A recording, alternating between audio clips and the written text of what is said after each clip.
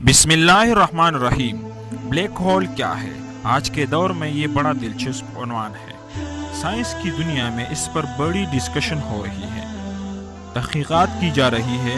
Smithsonian space museum Washington में एक museum है जिसके अंदर उन्होंने एक कमरा मुस्तकिल तौर पर मुतय्यन किया है कि दुनिया में ब्लैक होल के बारे में जो भी ताज़ा तरीन तहकीक हो वो आप यहाँ डिस्प्ले बयान करें ताकि लोगों को ब्लैक होल के बारे में पता चलता रहे।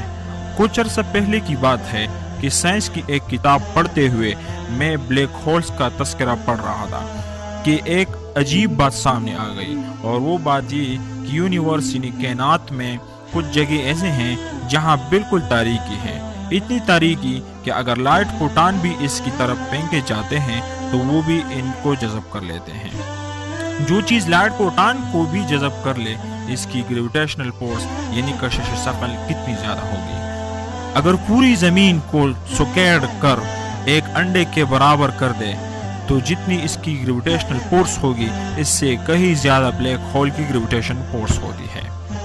ब्लैक होल इस कायनात में मुख्तलिफ जगहों पर मौजूद है। अजीब बात यह है कि अगर कोई चीज़ भी ब्लैक होल में चली जाए, it will never vanish into nothingness, वो पनाह हो जाएगी।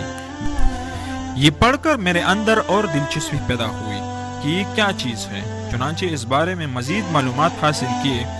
जब इस पर काफ़ी लिटरेचर पढ़ा तो पता चला कि हमारी गैलेक्सी और सोलर सिस्टम यानी निज़ाम शमसी का एक निज़ाम इक्विलिब्रियम यानी तवाज़ुन के दायरे में रहते हुए काम कर रहा है।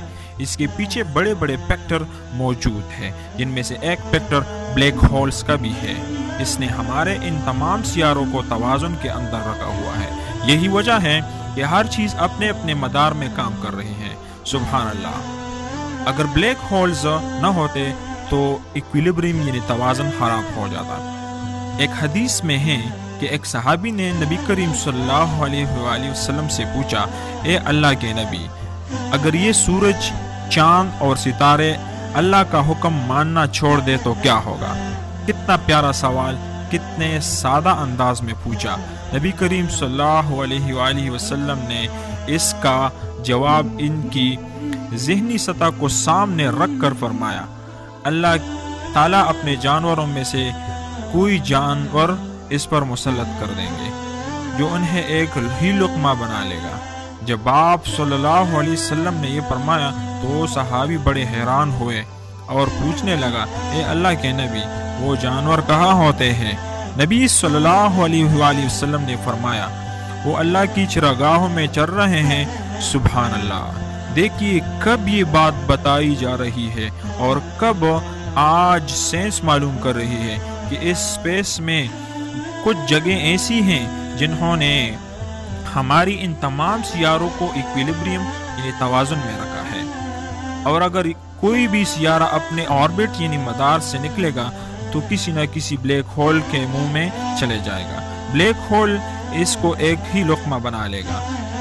नाज़रीन, आज उम्मत मुस्लिमा के लिए लाज़मी है कि वो कुरानी आयात और अहादीस को सामने रखते हुए इल्मुल अस्मा, इल्मुल अशिया को समझने और इससे फ़ायदा उठाने की कोशिश करें। उम्मीद की जाती है नाज़रीन कि ये आज की खूबसूरत वीडियो आपको पसंद आई होगी। मज़ीद वीडियो के लिए हमारे चैनल को सब्सक्राइब करें और बेल आइकन को भी